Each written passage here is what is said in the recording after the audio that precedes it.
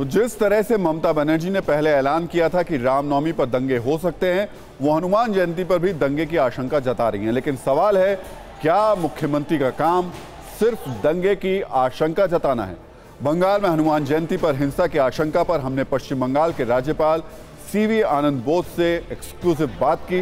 उन्होंने दंगाइयों पर सख्त एक्शन की बात कही और कहा कि हनुमान की तरह लंका जलाने की जरूरत नहीं है, मैन बनकर शांति कायम करने की जरूरत है। उनकी बात सुनिए। मैं यहाँ ये देखने के लिए हूँ कि प्रशासनिक संवैधानिक सिद्धांतों और कानूनी संपत्तियों के आधार पर किया जाता है, जो निश्चित रूप से किया जाएगा।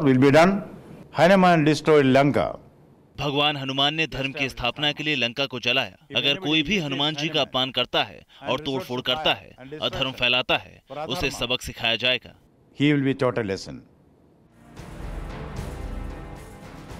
तो लोगों को यह समझना होगा कि जब भी देश में कोई दंगा होता है, विदेशी ताकतों का नेटवर्क 6G की स्पीड से अपना एजेंडा प्रक्षेपित करना शुरू कर देता है और सेलेक्टिव तरीके से अपने अपने मैसेज भेजना शुरू कर देता है।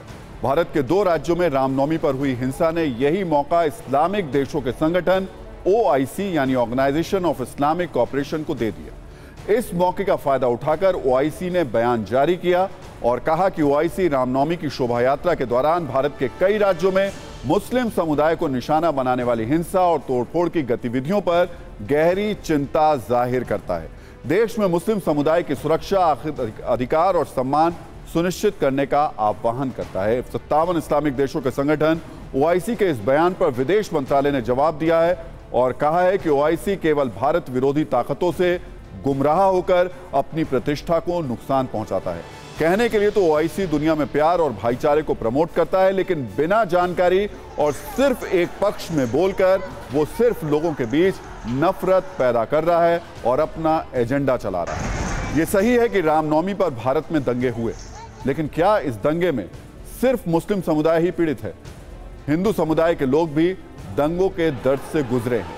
हिंदुओं के घर भी जले हैं, हिंदुओं की भी हत्या हुई है। इसलिए यह कहना कि यह दंगा मुस्लिम विरोधी है एकदम गलत है। यह दंगा इंसान विरोधी था, जिसमें घर हिंदू और मुसलमान दोनों के जले। वैसे OIC को यह भी समझ लेना चाहिए कि जिन देशों के कहने पर वो ऐसे बयान जारी करता है, उन देशों से ज्यादा मुसलमान तो भारत में हैं और वो सकुशल हैं और उनकी जो भी समस्याएं हैं उन्हें सुलझाने के लिए भारत आंतरिक रूप से काम कर रहा है। इसलिए OIC को हर मुद्दे पर सेलेक्टिव ज्ञान देने से बचना चाहिए। कायदे से तो OIC मुस्लिमी देशों की भी सही तरीके से अगुवाई नहीं कर पा रहा है। वो तो सिर्फ कुछ मौलानाओं और कट्टरपंथियों का माउथ पीस बनकर रह गया है, क्योंकि जब किसी मुस्लिम देश में अल्पसंख्यकों और मुस्लिम महिलाओं पर जुल्म होता है तो वो कुछ नहीं बोलता और सन्नाटा पॉलिसी अपना लेता है। तो देश के 2 राज्यों के कुछ जिलों में जिस तरह से हिंसा हुई, उस पर देश में चिंता है। उसके लिए किसी OIC के सेलेक्टिव ज्ञान की जरूरत नहीं है और इस चिंता पर भारतीय मुसलमानों का एक दल, जिसमें 16 सदस्य थे, उनका प्रतिनिधिमंडल कल देर रात केंद्रीय गृह मंत्री अमित शाह से मिला। प्रतिनिधिमंडल ने गृह मंत्री से यह मुलाकात जमीयत उलमा हिंद के अध्यक्ष मौलाना महमूद मदनी के नेतृत्व में की। इस बैठक में अमित शाह से 14 मुद्दों पर बात हुई। मुस्लिम बुद्धिजीवियों ने गृह मंत्री से रामनवमी जुलूस के दौरान हुई हिंसा, हरियाणा और राजस्थान में मॉब लिंचिंग की घटनाएं, कर्नाटक में मुस्लिम आरक्षण खत्म करना, नागरिक संहिता पर सरकार का रुख, नागरिक संशोधन कानून, हिजाब मुद्दे को उठाया, उस पर हेट स्पीच पर चर्चा की, मदरसों को लेकर प्रोपेगेंडा की बात भी हुई और जो सेम जेंडर मैरिज का मुद्दा है उसको लेकर के भी बातचीत हुई। गृह मंत्री ने कहा कि मुस्लिम समाज के जितने भी मुद्दे हैं उन पर गंभीरता से विचार किया जाएगा और सारे भ्रम दूर कर लिए जाएंगे।